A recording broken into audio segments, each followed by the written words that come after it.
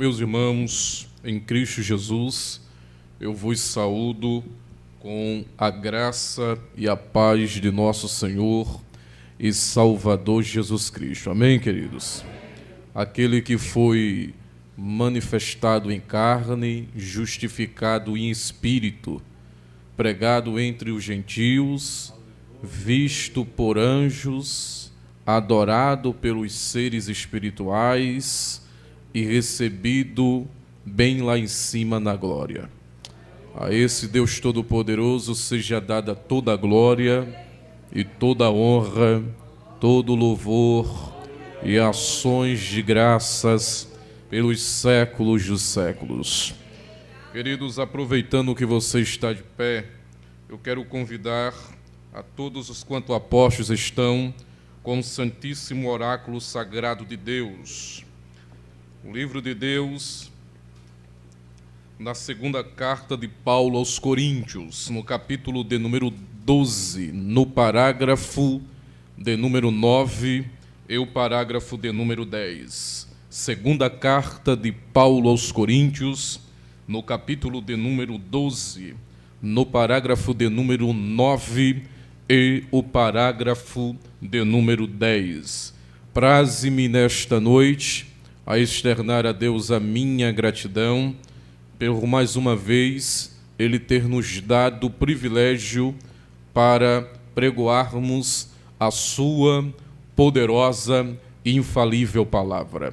Palavra esta que o apóstolo Paulo disse ao seu filho na fé Timóteo, fiel e digna de toda aceitação. Que o Deus Todo-Poderoso possa aplicar em nossos corações a credibilidade de sua palavra. Estendo também a minha gratidão a Deus pela vida do pastor, com ele adjunto todos os presbíteros, obreiros.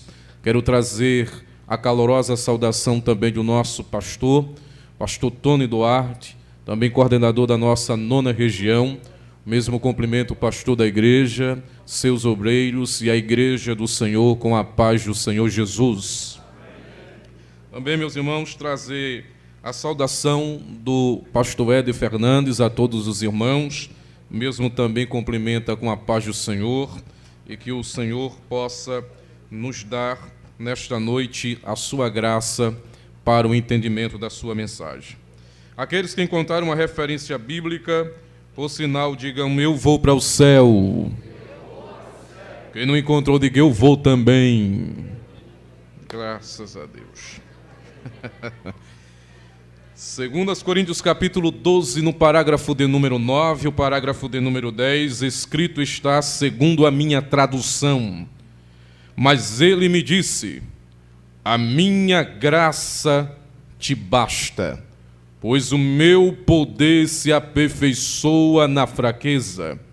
Por isso, de muita boa vontade me gloriarei nas minhas fraquezas, a fim de que o poder de Cristo repouse sobre mim. Portanto, eu me contento nas fraquezas, nas ofensas, nas dificuldades, nas perseguições, nas angústias por causa de Cristo, pois quando sou fraco, então é que sou forte. Amém, queridos? Por bondade podeis retornar aos vossos assentos. Muito obrigado. Que Deus aplique a credibilidade de sua palavra em todos os nossos corações. Queridos e amados em Cristo Jesus, expressa noiva do Cordeiro, talvez o texto que acabamos de fazer menção seja uma das maiores belezas literárias com a temática da graça, o segredo do Evangelho e a simplicidade da pessoa de Cristo Jesus, o nosso Senhor. É o texto que expressa toda a graça divina sobre a humanidade, sobre o homem, de uma maneira específica, trabalhando interiormente esse indivíduo e preparando-o para a pessoa de Cristo Jesus, o nosso Senhor. O texto que acabamos de fazer menção, ele está dentro de uma das maiores cartas que Paulo escrevera, a sua segunda carta aos Coríntios. Segundo a cronologia bíblica, por sua vez, essa seria a quarta carta escrita pelo apóstolo Paulo, pois ele já havia escrito 2 cartas que se perderam ao longo da história e, por sua vez, só conseguiram resgatar, encontrar essas duas cartas que têm nomenclaturas de primeira e de segunda carta de Paulo aos Coríntios. A segunda carta de Paulo aos Coríntios é um dos tratados teológicos e também ele abre, por sua vez, o leque para a defesa apostólica do seu ministério. E no que se toca a essa carta, ele vai envolver grandes temas estes que ele vai centralizar, vai trazer a conclusão aqui no capítulo de número 12. Quando nós olhamos e se deparamos com o capítulo de número 12, estamos vendo toda a carta, por sua vez, em miniatura, escrita somente aqui nesse texto. Pois exatamente Paulo, o que ele tratou, o que ele argumentou e o que ele falou, nos capítulos anteriores, ele vai trazer aqui como uma revelação, como uma espinha dorsal, como por sua vez o anelo da sua mensagem e a centralidade da mensagem que ele quer dirigir à igreja que estava em Corinto. Por sua vez, Paulo sabia dos desafios em que ele estava enfrentando diante desta igreja e diante, por sua vez, do Império Romano. No tocante a isso, ao capítulo de número 1, Paulo ele já vai tratar a nós outros as tribulações e as perseguições que ele tivera durante a carreira ministerial, enquanto estava caminhando durante 14 anos nesse ministério em que ele pregava ao evangelho aos gentios. No capítulo de número 2, Paulo ele já traz uma grande revelação, por sua vez, que essa tribulação, essa aflição,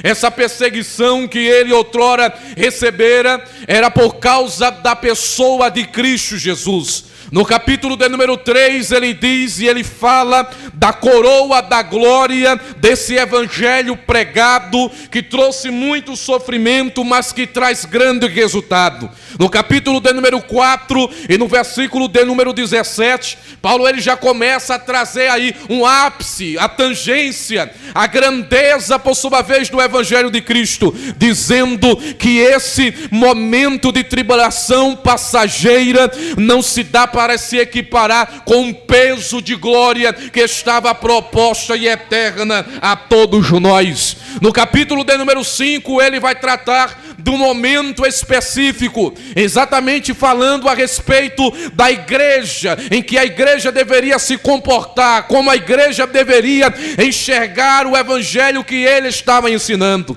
porque os falsos mestres estavam dizendo que Paulo estava falando sobre a palavra de Deus, mas não da palavra de Deus. E aqui no capítulo 5 que Paulo ele vai ratificar dizendo que ele não é aquele que fala sobre a palavra, mas é aquele que fala da própria palavra, vive a palavra do nosso Salvador Jesus Cristo.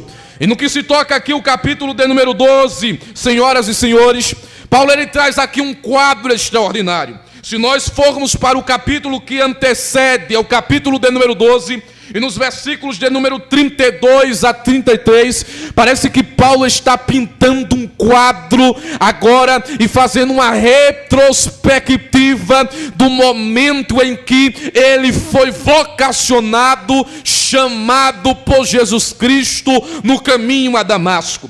Ele vai registrar que, por sua vez, na sua convenção, aconteceu grandes momentos que demarcaram a vida do apóstolo. Ele vai dizer que, por sua vez, em Damasco, o governador da cidade, por nome de Etinarca, sob a autoridade do rei Aretas, vigiava a cidade para tentar o prender. E ele vai notoriar, dizendo, no versículo de número 13, que nesse momento, alguns dos seus amigos, alguns dos amigos discípulos em Damasco, simplesmente desceu o apóstolo Paulo dentro de um cesto, passado através de uma janela pela muralha, por sua vez, de Damasco, para tentar salvar a vida do apóstolo Paulo. O que me chama a atenção, senhoras e senhores, é que Paulo faz um contraste dos versículos 33 e ao versículo 32 e o versículo 33,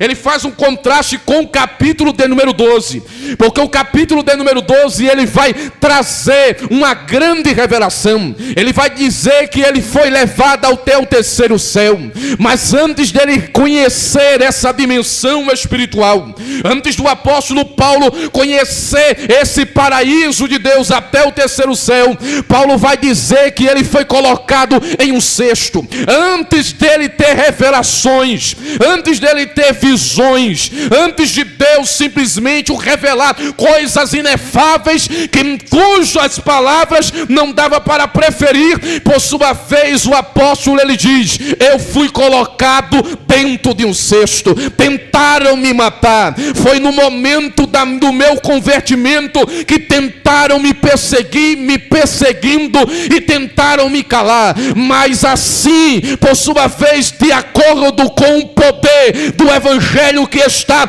em minha vida, o próprio Senhor me elevou até o terceiro céu. Aqui está o contraste, porque antes de Deus nos trazer as grandes revelações, precisamos caber dentro de cestos. Oh, bendita a graça de Deus. Antes de Deus nos mostrar as visões celestiais, precisamos caber em cestos. Precisamos descer pelo muro. Antes de subir até o terceiro céu, Paulo teve que descer dentro do cesto. Oh, aleluia. Levante a sua mão, porque eu tenho uma palavra de Deus já na guisa de introdução dessa mensagem para dizer a vocês. Aleluia, se prepare, porque esse momento de perseguição, esse momento de provação, esse momento de dor, esse sentimento de perda, esse coração angustiado, esse sentimento triste, esse sentimento abatido, tantas coisas acontecendo e você se sente cercado pelas aflições deste mundo tenebroso, mas assim diz o Senhor: isso ainda é leve e é passageiro, porque eu tenho reservado coisas novas para você.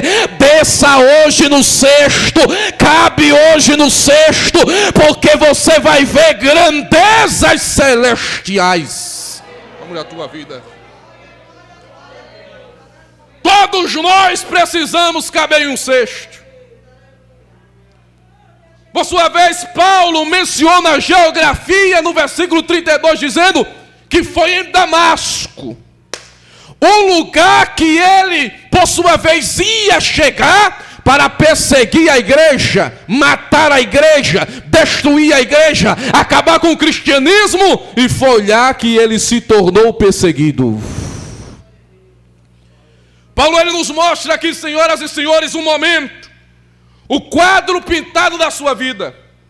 Paulo está se reportando ao capítulo de número 9, em que quando o versículo de número 1 nos informa o texto, que por sua vez, ele pediu ao sumo sacerdote cartas brancas para perseguir a igreja que estava em Damasco.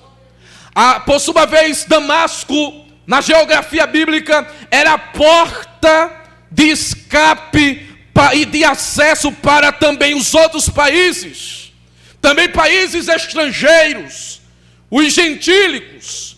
E ele queria neutralizar a igreja de se estender por toda a capital do império. Ele disse: se a porta de Damasco é o acesso para o mundo gentílico, então eu vou acabar com a igreja na porta. Mas deixa eu lhe dizer uma palavra de Deus: a porta que Deus abriu, ninguém pode fechar. Na condição de fariseu, ele vai lá. Quem era o fariseu? Era a segunda pessoa maior do que o sumo sacerdote dentro do contexto religioso. Um fariseu era conhecido como o doutor da lei. Ele, por sua vez, tinha os 10 mandamentos memorizados. Tinha, por sua vez, os 613 preceitos que circulam em torno desses 10 mandamentos memorizados. E ele, por sua vez, tinha toda a Torá, os primeiros 5 livros da Bíblia memorizados. E, por sua vez, ele tinha autonomia para fazer a interpretação da Torá. Ele era um doutor, por sua vez, um homem, eram fariseus, homens gabaritados, eram homens desejados, cuja posição social era respeitada em todo o contexto religioso do mundo antigo. Os fariseus, eles nascem exatamente no período entre Malaquias e Mateus, que é o período pós-cativeiro babilônico, no intuito, por sua vez, de ensinar nas sinagogas a respeito de Cristo, a respeito do Messias que estaria para vir e que ele viria trazer poder e avivamento, porque assim como Davi trouxe a arca da aliança para dentro de Jerusalém, aquele que viria, por sua vez, da linhagem de Davi, viria para restaurar também a casa de Israel. Fariseu também, ele tinha um turbante. Esse turbante tinha, por sua vez, fringes. Cada fringe representava uma interpretação da lei. E quanto mais se tinha fringes, por sua vez, era um número de interpretações que ele fazia da lei. Quanto mais tinha, mais peso de doutorado ele tinha. Paulo aqui é um homem de 3 mundos: o mundo judaico, o mundo grego e o mundo romano. Dentro do judaísmo ele conheceu a religião. Dentro do contexto grego ele conheceu a cultura. E dentro do contexto romano ele conheceu a lei. Era um homem que transitava nesses 3 mundos antigos, que segundo Paul Walsh, ele diz que por sua vez esses 3 mundos era a principal evidência de todos os impérios que o antecederam. Era um momento, por sua vez, da helenitização.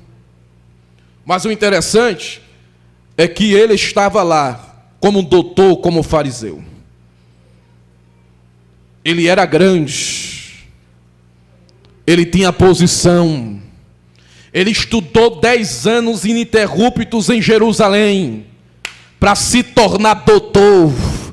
Enquanto, por sua vez, Jesus tinha 24 anos, ele tinha 14 anos de idade, quando o pai dele levou e entregou ele para fazer, por sua vez, o Bet Talmud, fazer o doutorado, se tornar um fariseu. Quando ele completa há cerca de 19 anos, Jesus está com 29 anos de idade em Jerusalém, pregando, iniciando o seu ministério. Ele já tinha ouvido falar do Jesus dentro da faculdade. E ele estava se preparando para acabar com a igreja. Era um homem grande. Vou acabar com essa seita. E eu vou ter o meu doutorado para fazer isso. Oh, glória a Deus. Mas quando ele está a caminho de Damasco, ele vai com todo o doutorado, toda a posição e toda a grandeza. Mas não sabia ele que ele iria entrar em Damasco, mas iria entrar cego, humilhado, sem doutorado e ainda dizendo: eu sou de Cristo Jesus. Sabe por quê? Porque aquele que é grande, ele não precisa dizer que é grande. Paulo se achava o grande por ser doutor e disse: eu vou destruir a igreja porque eu tenho poder, eu sou maior do que a seita, eu sou maior do que ela. Não, o dono da igreja é maior do que os reinos, o dono da igreja é maior do que os governos, o dono da igreja é maior do que a sabedoria e a filosofia dos homens. Ele é a própria palavra, se encarnou, se estava no meio dos homens. Ele é a própria sabedoria, a própria inteligência de Deus, é a própria logo de Deus. Quem é maior do que ele? Já vai o doutor, o grandão Paulo, tentar acabar com a pequenina igreja. No caminho a Damasco, de repente o cerca um clarão que veio dos céus. O clarão cega e ele cai ao chão. E quando ele cai, uma voz começou a bradar, dizendo: Saulo, Saulo. Ei. Oh, remara sobre mim. Sabe que o Senhor está dizendo: quem persegue a igreja, Deus sabe o nome deles. Deus sabe os companheiros que ele anda, Deus sabe para onde vai, e Deus sabe o caminho, o trajeto que ele está fazendo para tentar destruir. Mas na menina dos olhos de Deus ninguém toca, na noiva do Cordeiro ninguém mexe, é ele que desce para intervir.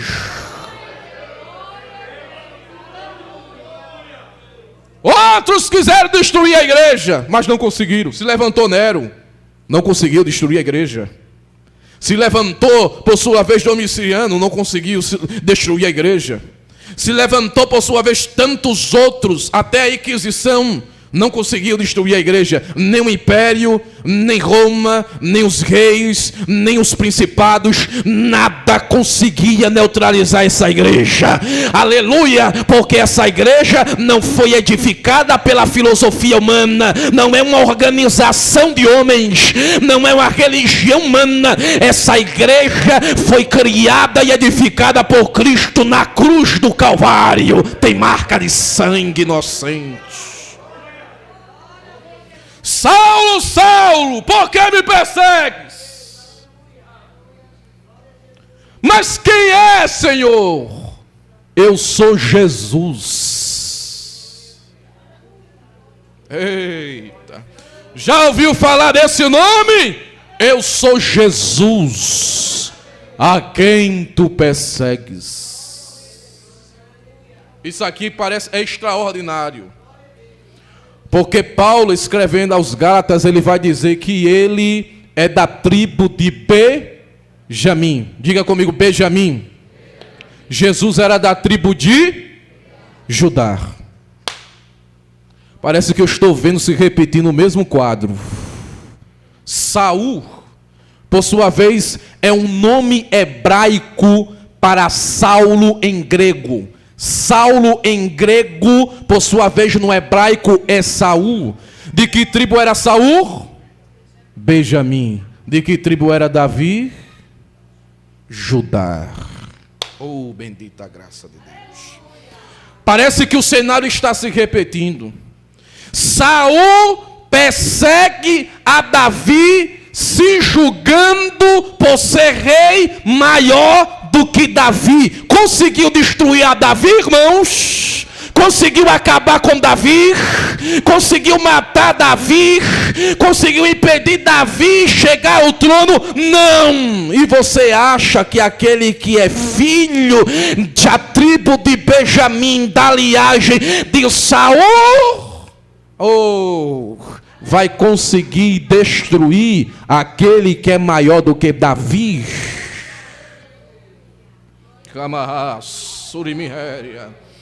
Saul morreu e salvo não foi, mas Saulo estava lá, por sua vez chamado no hebraico de Saul, ou de Shaul no hebraico. Estava a caminho a Damasco, achando que estava perseguindo a igreja, mas estava perseguindo o filho de Davi. E se Saul não conseguiu matar Davi, será que Saulo vai conseguir neutralizar aquele que é o Senhor de Davi? Ei. Quem tu és? Eu sou Jesus. De onde és? Da tribo de Judá. Quem é Paulo? Da tribo de Benjamim. Mas Paulo não vai morrer sem a salvação. Paulo, por sua vez, vai viver para ser perseguido pelo evangelho que ele perseguia. Bendita a graça de Deus. Aleluia. Ele fica cego durante 3 dias. Prega nas sinagogas, provando que Jesus é o Cristo. E por sua vez é perseguido pelos judeus. O governador quisera pegá-lo para matá-lo. E ele vai ter que caber em um cesto.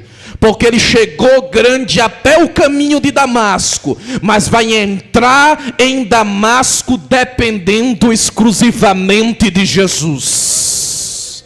Porque simplesmente Deus sabe lidar com gente que se acha grande.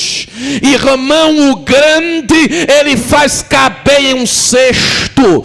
O grande ele faz descer pela muralha dentro do cesto. O grande ele derruba e coloca ao chão. O grande ele cega a sua visão.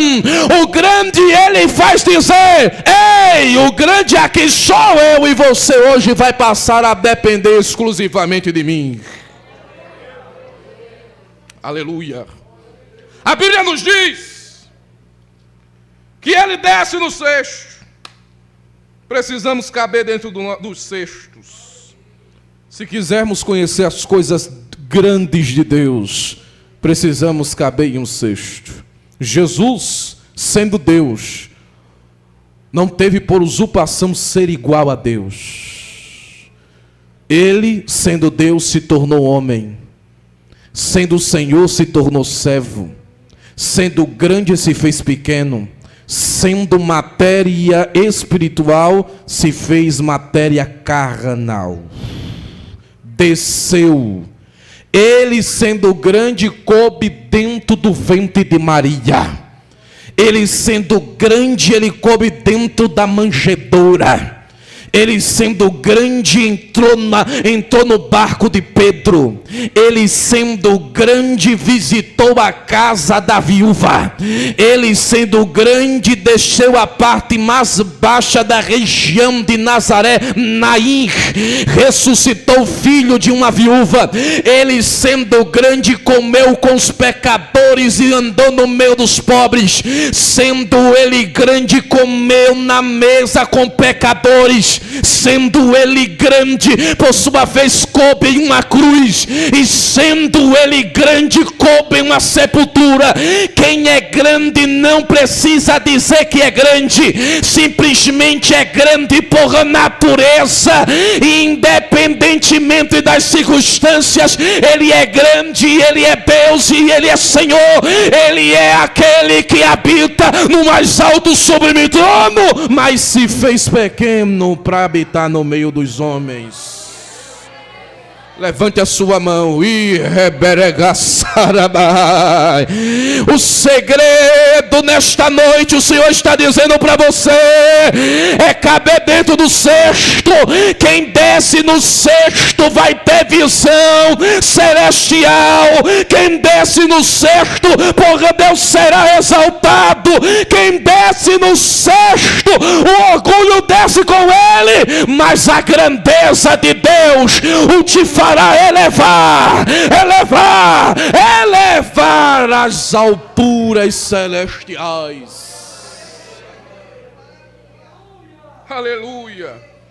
É por isso que Paulo está contrastando, por sua vez, o capítulo de número 11, versos 32 a 33, com o capítulo de número 12, dizendo o seguinte: antes de recebermos uma grande revelação, eu vou lhe contar as minhas aflições, eu vou lhe contar as minhas perseguições, o que eu passei por causa do Evangelho de Cristo. Capítulo 1, 2 e 3, ele relata essa perseguição, ele fala dessa tribulação. Mas escrevendo aos Romanos, no capítulo de número 2, ele vai testificar dizendo, aleluia, quem nos separará do amor de Deus? Será que é a fome? Será que é a nudez? Será que é o perigo? Será que é a espada? Mas como está escrito, por causa de ti somos levados todos os dias ao matadouro. mas portanto somos mais do que vencedores.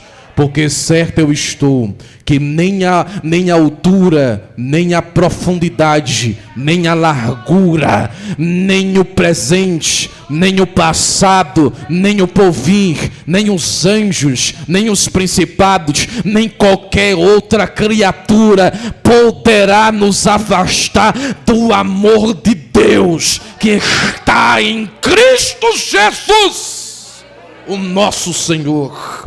A certeza da perseguição é que ela não vai fazer com que o amor de Deus separe da nossa vida e nem que a glória de Deus se aparte de nós. Mas Paulo disse, porque a nossa leve, porque a nossa momentânea e passageira tribulação, ela produz um peso de glória.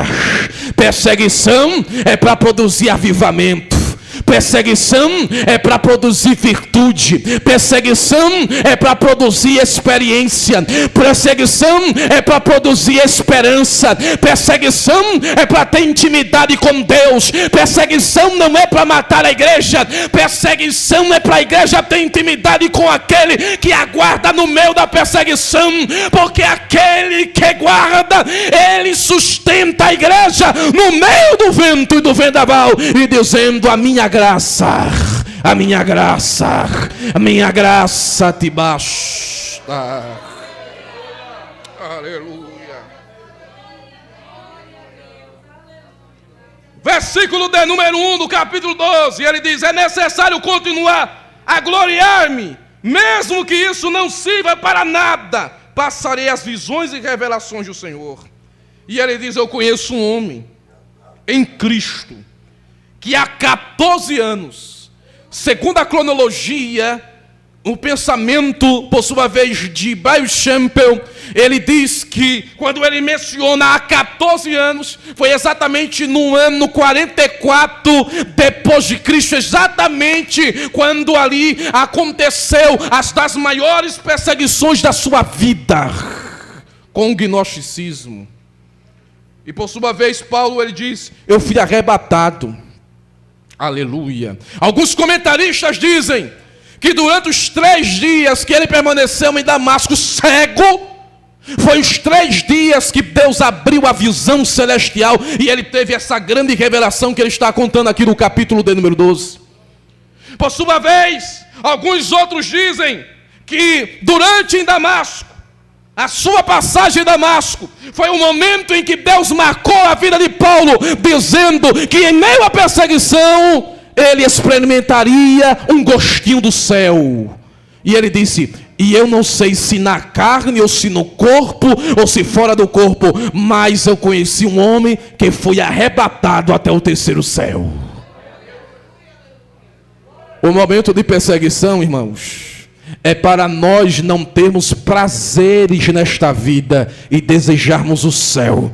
Em perseguição, Deus simplesmente abre as janelas do céu para conhecermos o que Ele tem para todos nós. Paulo estava dizendo: eu estou marcado pela perseguição, mas a minha esperança está no Senhor, porque Ele me mostrou as coisas inefáveis. Eu sei para onde vai.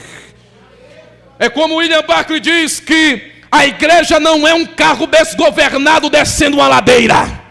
A igreja de Deus está no controle de Deus. Deus tem a direção da igreja.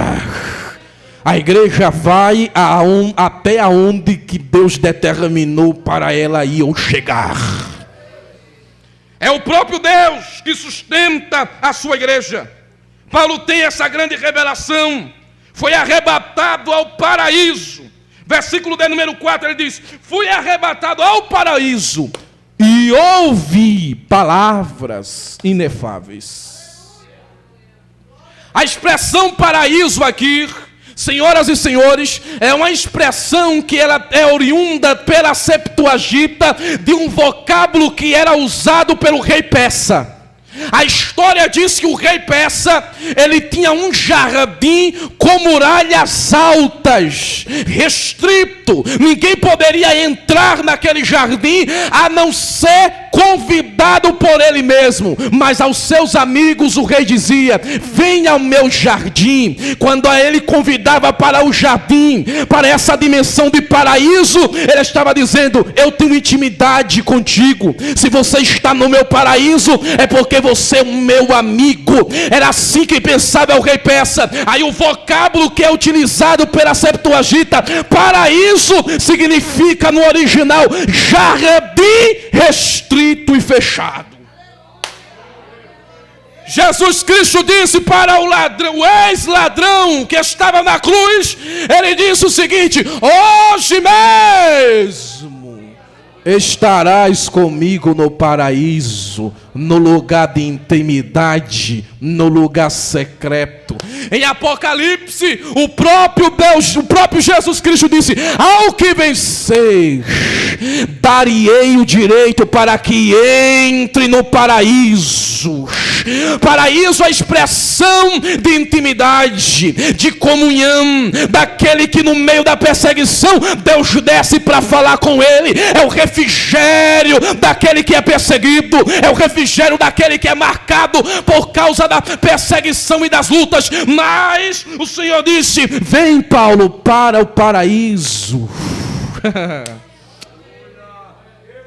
Aleluia. O sábio Salomão olhou para a Sulamita e diz: jardim fechado és, amada minha, imaculada minha, pomba minha. Por quê?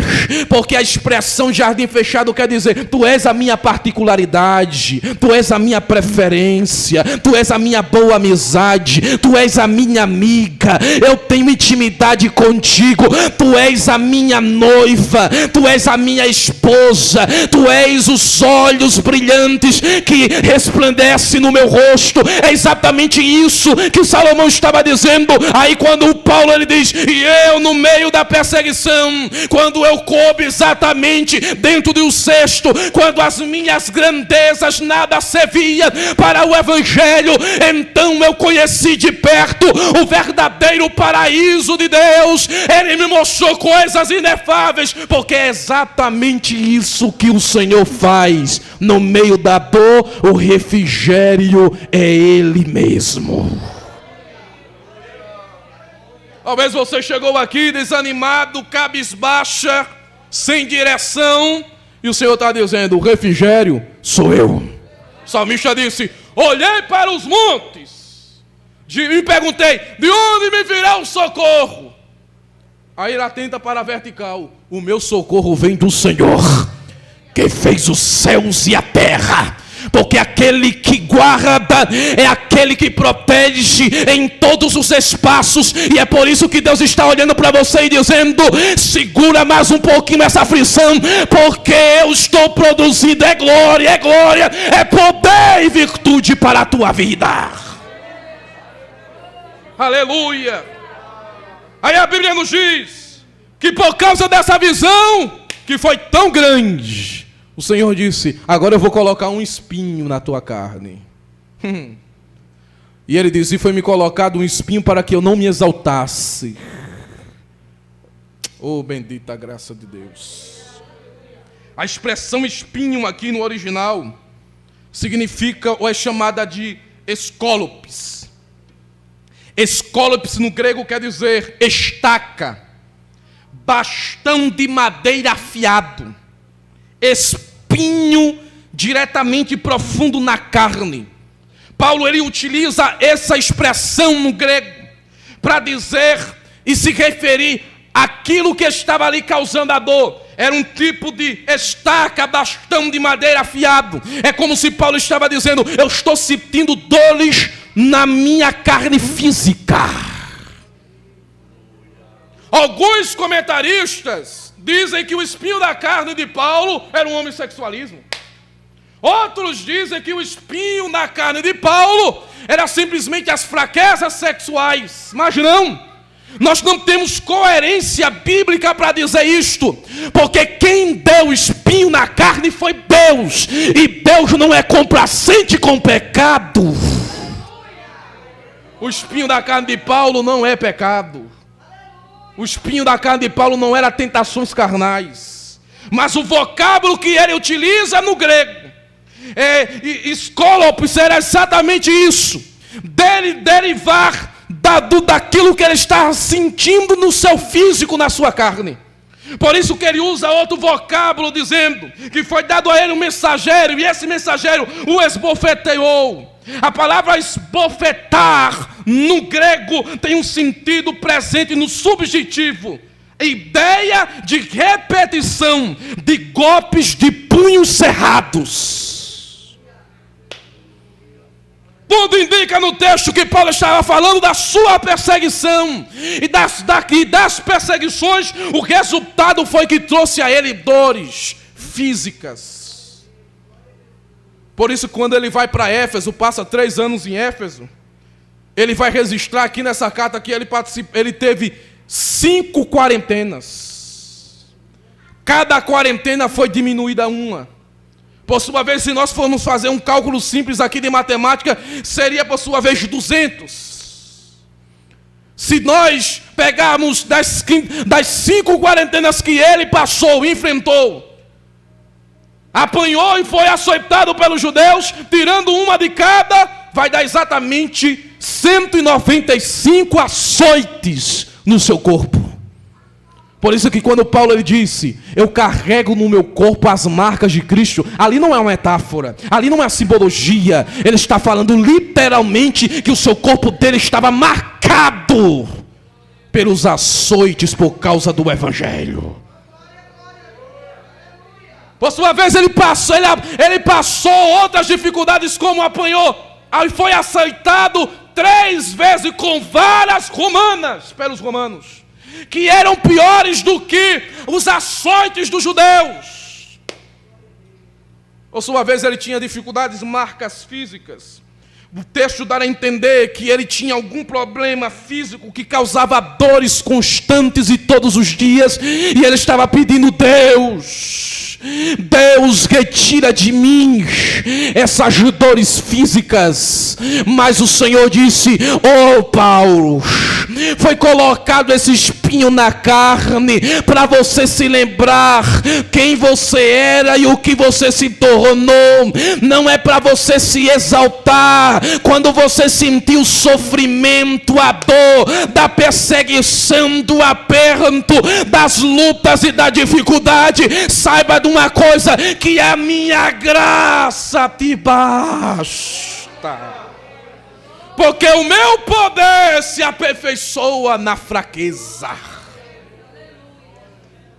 A expressão que ele utiliza aqui para espinho é o mesmo vocábulo que nós encontramos em Ezequiel no capítulo 28, dos versículos 32 a seguir, que trata especificamente da estaca de espinho. O Senhor dizendo aos filhos de Israel, eu apartarei de ti os açoites e as estacas afiadas, para que não te cause danos.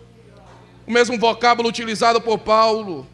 Por sua vez, Paulo ele trata sobre o espinho, e ele diz que também foi enviado um mensageiro de Satanás, interligando a ele esse espinho. Esbofetear, por sua vez, de punhos cerrados, golpes com repetições.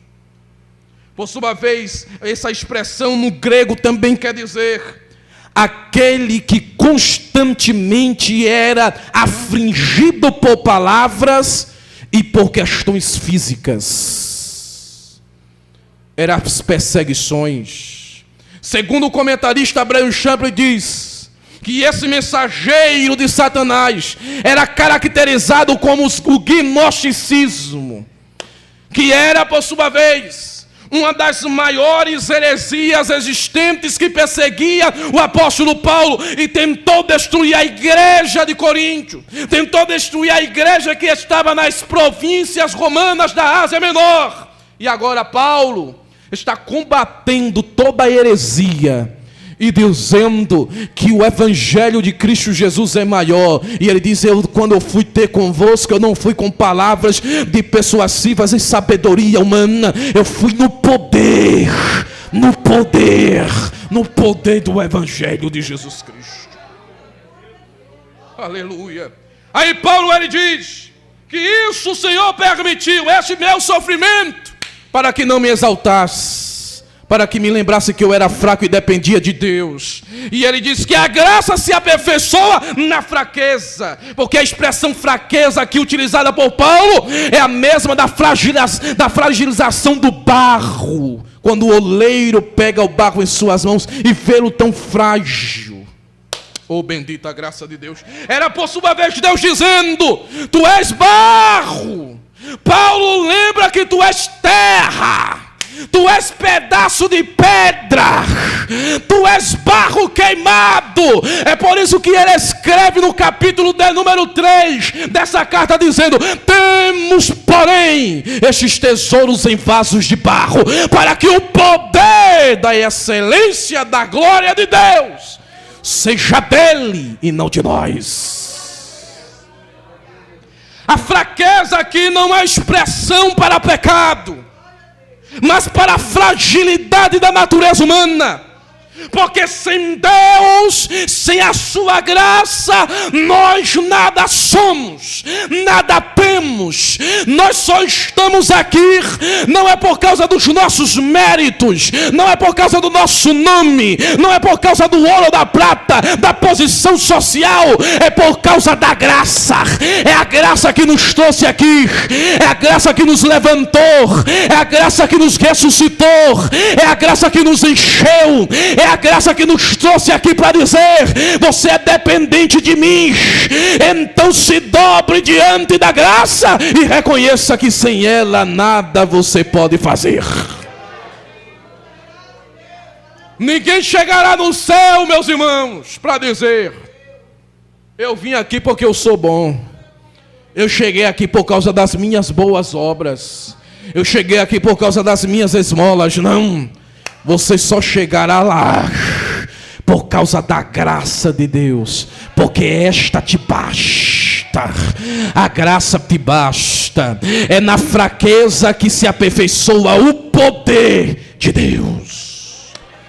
Paulo vai dizer que é na fraqueza, aleluia, que o poder de Cristo repousa sobre mim. A expressão poder no original, aqui traduzido pela Septuaginta, ela pode ser substituída no hebraico por Shekinah, Kabod Abed, aquela glória que repousava em cima do tabernáculo de Moisés, aquela fagulha da glória de Deus que descia em cima da arca de Moisés, aquela fagulha da glória de Deus que, segundo o comentarista Flávio Joséfo, que quando a temperatura tocava na terra, no raio de 1 quilômetro quadrado, até as pedras pegava fogo. Era aquela glória que desceu no Monte Sinai e fez o Monte Sinai pegar fogo, e todo mundo tremia, e Deus falava com Moisés, e o povo ouvia a voz de trombeta na voz do Senhor. Era aquela glória, por sua vez, que desceu exatamente no altar do holocausto, no dia da expiação, e acendia o fogo para receber o sacrifício. Era aquela glória que guiava a nação de Israel durante o deserto, com fogo durante a noite e como uma nuvem de brisa suave durante o dia. Era aquela glória de Deus que não se apartava do meio do povo, e essa glória desejada pelo sumo sacerdote, profetizada pelos profetas e vista por Ezequiel no trono do Senhor. Essa glória que Paulo está dizendo, para que nós possamos entender que é a fraqueza que a glória de Deus se manifesta, é na fraqueza que ela repousa sobre nós, assim como aconteceu no tabernáculo de Moisés, tabernáculo frágil, tabernáculo rústico, tabernáculo que não tinha parecer nem formosura, mas é exatamente nesse novo tabernáculo espiritual que a glória de Deus repousa em meio à nossa fraqueza. Sabe o que eu aprendo aqui, irmãos? É que a glória de Deus não procura gente grande. A glória de Deus só se encaixa em gente pequena.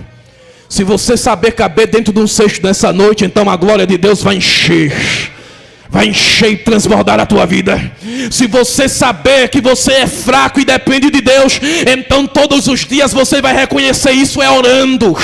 Porque exatamente o Dr. Billy Graham, ele disse, aleluia, dobre os joelhos, ore a Deus, até que Deus e você sejam amigos íntimos. Para conhecermos as grandezas, precisamos depender de Deus. E a maior expressão da dependência de Deus é quando o cristão ele dobra os joelhos para orar. Já dizia Spurgeon, príncipe dos pregadores, a distância entre você e a sua vitória é a mesma entre os seus joelhos e o chão. Desce no cesto, deixa o orgulho de lado, a vaidade de lado, a preponderância de lado, o orgulho, deixa a arrogância, deixa o eu de lado, desce. Quem desce na oração está dizendo: Deus, eu dependo de ti. Quem desce na oração está dizendo: Deus, eu preciso da tua força. Quem desce na oração está dizendo: Deus, eu sou fraco, eu preciso da tua graça sobre mim. Quem desce na oração sabe reconhecer que o grande é Ele, quem faz é Ele, quem pode é Ele, quem tem é Ele, para Ele são todas as coisas. Aleluia. É na fraqueza que nós expressamos, que nós enxergamos a glória do Senhor.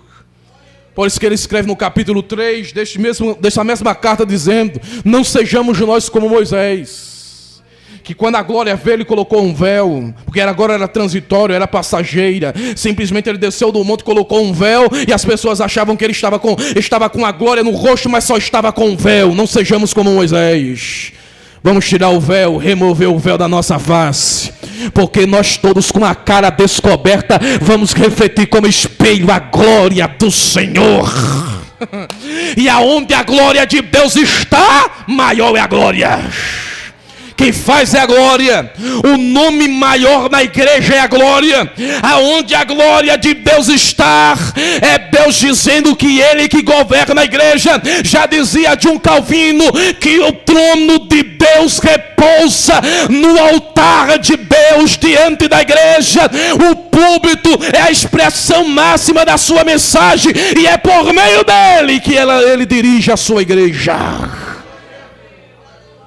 A glória maior, a glória maior, a glória é maior do que o recipiente. A mensagem é maior do que o mensageiro. A profecia é maior do que o profeta. A palavra é maior do que o pregador.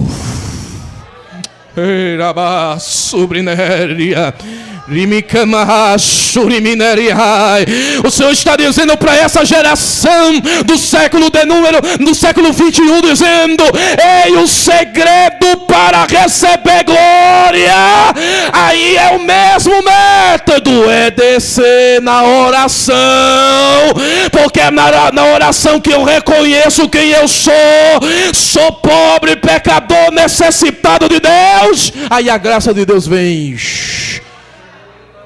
Aí quando eu digo que eu sou fraco, aí eu sou forte. Porque o apóstolo Paulo disse: por causa dessas coisas, meus irmãos, somos mais do que vencedores. Não somos vencedores pelas nossas obras, mas vencedores pela obra que Cristo realizou na cruz do Calvário. Deixa eu lhe dizer uma coisa: tratar sobre graça de Deus, irmãos, é entender que nós não merecemos, e mesmo que sabendo disso, Deus ainda se repousa sobre nós a sua glória, porque esse é o verdadeiro evangelho. É o evangelho que humilha o homem exaltado e que exalta o homem humilhado. É o evangelho do Cristo que faz isso. E versículo de número 10, ele diz: porque eu me contento, pois, nas minhas fraquezas, eu me contento nas minhas ofensas, eu me contento nas minhas dificuldades, nas perseguições, nas angústias. Eu me contento porque tudo isso é por causa de Cristo. Por sua vez, um escrito de Buda. Por sua vez, se você entrar em um templo de Buda, a primeira coisa que você vai enxergar é ele em uma estátua, por sua vez, meditando, tentando sair do estado de sofrimento e encontrar em seu espírito uma paz. Buda dizia que o mundo de suas aflições simplesmente é resultado de pressão e, por sua vez, resultado de pecado. Aí ele dizia: medita e encontra a paz que há no interior. O apóstolo Paulo está fugindo disso. O apóstolo Paulo está dizendo: eu estou sofrendo é por causa do Cristo. A luta está grande, mas o Cristo é maior. Pode açoitar, 195 açoites eu vou carregar, é as marcas de Cristo no meu corpo. Aleluia, porque se nós não termos estas marcas, irmãos, de Cristo Jesus na nossa vida, a soberba vai tomar conta do nosso coração. Mas todas as vezes, quando nós olharmos para as nossas aflições, perseguições e provações, nós olharmos e vamos ver que nós somos dependentes de Deus, e que Deus, Cristo Jesus, o nosso Senhor, é que nos sustenta pela sua graça. Você já se perguntou tantas coisas que já aconteceu com você? Você não poderia estar aqui. Talvez amigos seus já morreram. Aquele círculo que você andava simplesmente se perdeu. E você está aqui. E você pode estar se perguntando: como foi que eu cheguei aqui? É a graça. Mas morreu tanta gente, aleluia, nesse período de pandemia, e a pandemia chegou, mas o vírus não chegou na minha casa. Como explicar isso? Não tem explicação, é só resposta: é a graça de Deus.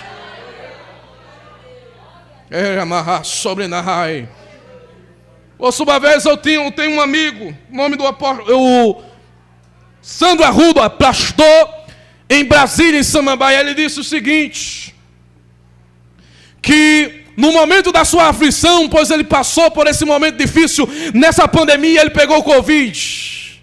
E ele ficou em coma. Ficou 2 meses em coma. Todo mundo achava que ele ia morrer e não ia passar dali. Mas chegou um belo dia que a esposa dele foi ao seu quarto. Oh, bendito a Deus. Por sua vez, invadindo todas as restrições, pois o amigo da família era um médico que estava atendendo em São Paulo. Por sua vez, abriu-se uma exceção e ela foi. Ela disse que quando tocou nele, o seu corpo estava gelado, ele estava pálido, parecia que não tinha sangue. Bendito Deus. Mas ela fez a sua última oração e disse: Deus, tira o meu marido desse sofrimento, e se for a tua vontade, o leve. Mas o Senhor o restaurou, trouxe de volta, voltou para a igreja, está pregando, e a pergunta é: por que Deus não levou? Isso é inexplicável. A única coisa que a gente dá é a graça de Deus. Não merece, mas recebeu. Aleluia. Tinha tudo para dar errado, mas deu certo. Tinha tudo para se distanciar e acabar com tudo, mas está aqui nessa noite. Se coloque de pé. Aleluia. Está aqui nessa noite. É a graça de Deus. Aleluia. E eu quero ver nesse momento, irmãos, se nosso meio visita pessoas que não são evangélicas, que não são crentes ainda, que não faz parte desse convívio, desse contexto espiritual à igreja. Se tiver pessoas que não são evangélicas e que hoje você quer ter um encontro com Jesus Cristo, se você reconhece a sua fragilidade, reconhece que você é pequeno e que precisa do Senhor Jesus como Senhor e Salvador da sua vida, eu lhe convido a sair do seu lugar e vir aqui à frente, e eu e a igreja e o pastor estaremos orando por você. Cadê a primeira pessoa para Jesus? Tem alguém que não é evangélico? Você está do lado de pessoas não evangélicas? Pessoas afastadas dos caminhos do Senhor? Você pode convidar essas pessoas aqui, irmãos. porque a graça de Deus nos basta. Nós não temos ouro e nem prata, mas o que nós temos, aleluia, pregoamos. A graça de Deus sobre a tua vida pode fazer totalmente a diferença. Cadê a primeira pessoa para Jesus? Não tem ninguém?